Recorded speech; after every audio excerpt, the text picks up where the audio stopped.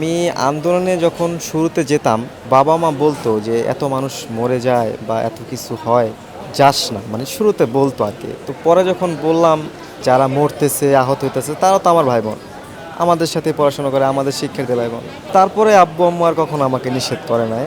৫ তারিখে গুলি লাগার পরে আমি তো ২-৩ দিন মোটামুটি অচেতন অবস্থায় ছিলাম। কথাও কম বলছি। যখন আমি শুনলাম আমাদের যে স্বৈরাচারী সরকার ছিল, সে পালাইছে এবং আমাদের যে সামরিক বাহিনী যারা আছে তাদের কাছে ক্ষমতা হস্তান্তর করছে।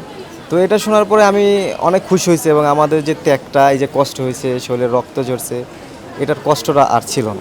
অনেক খুশি হইছি তখন। এখন আলহামদুলিল্লাহ মনে হচ্ছে আমি সুস্থ, বাট আমার এখানে কিছু ভাইয়েরা আছে যাদের অবস্থা আরও ক্রিটিক্যাল। ওদের আরও অনেক সময় লাগবে। বাট ওরা সময় সুস্থ হবে, হয়তোবা শারীরিকভাবে ব্যথা কমে যাবে।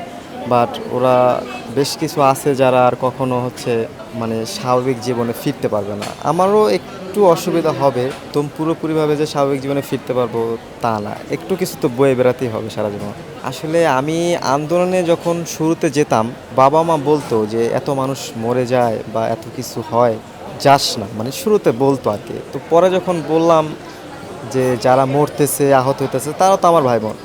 আমাদের সাথেই পড়াশোনা করে, আমাদের শিক্ষার্থী ভাই-বোন। তো তারপরে আব্বু-আম্মু আর কখনো আমাকে নিষেধ করে নাই যে, "যাও, যা হওয়ার হবে।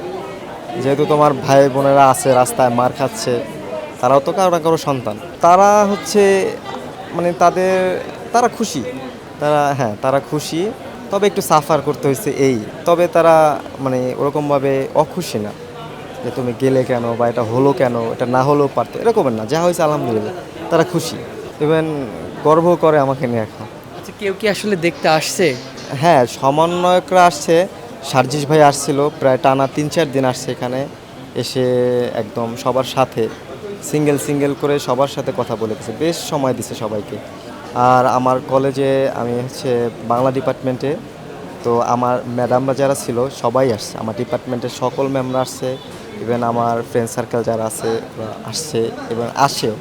আসলে ৫ তারিখে গুলি লাগার পরে আমি তো ২-৩ দিন মোটামুটি অচেতন অবস্থায় ছিলাম। কথাও কম বলছি। যখন আমি শুনলাম যে আমাদের যে স্বৈরাচারী সরকার ছিল সে পালাইছে এবং আমাদের যে সামরিক বাহিনী যারা আছে তাদের কাছে ক্ষমতা হস্তান্তর করছে। তো এটা শোনার পরে আমি অনেক খুশি হইছি এবং আমাদের যে ত্যাগটা, এই যে কষ্ট হইছে, শরীরে রক্ত ঝরছে, এটার কষ্টটা আর ছিল না। অনেক খুশি হইছি তখন। হ্যাঁ, আশা তো করছি, এত কষ্ট, এত ত্যাগ সবাই করছে। সকলের ত্যাগের বিনিময়ে একটা সুন্দর বাংলাদেশ অবশ্যই আশা করছি এবং হবে সেটা। আমার মনে হয় সেটা এবার হবে। এখন আমার চাওয়া একটাই যে এত কষ্টের পরে যেহেতু এই স্বাধীনতা আসছে, সেটা নির্দিষ্টভাবে কোনো দলীয় দল কিংবা দলীয় মানুষের কাছে যেন ক্ষমতাটা হস্তান্তর না হয়।